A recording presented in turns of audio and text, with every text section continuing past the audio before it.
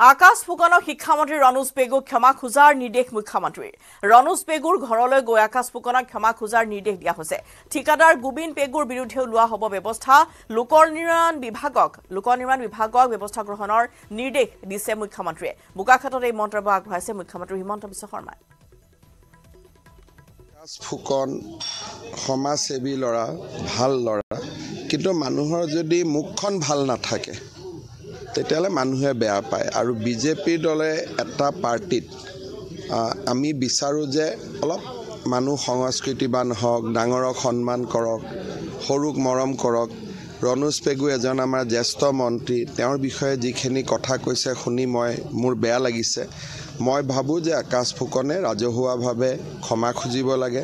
ৰনোজ পেগুৰ ঘৰত গৈ ক্ষমা খুজিব লাগে আৰু আমাৰ দলটোৰ যিটো পৰম্পৰা সেই পৰম্পৰা মতে চলিব লাগে যিজন ঠিকাদাৰ তেওঁৰ বিষয়েও কিছু কথা শেহতীয়াকৈ প্ৰকাশ পাইছে মই ভাবো যে এটো ডিপাৰ্টমেণ্টে চাব লাগে যে কমপ্লিট নোহোৱা কাম এটা কেনেকৈ কমপ্লিশন দেখুৱাইছিলে সেই বিষয়ে ডিপাৰ্টমেণ্টে চাব তাত মোৰ ক'বলগীয়া একো নাই কিন্তু মোৰ দলৰ মানুহজনৰ যদি কথা আচাৰ ব্যৱহাৰ ভাল নাথাকে মানুহে 10 জনে মুকে প্ৰশ্ন সুধিব যে আপোনাৰ দলত কিয় এনেকুৱা মানুহৰ ডেকা বয়সত ভুল হয় ভাল কৰি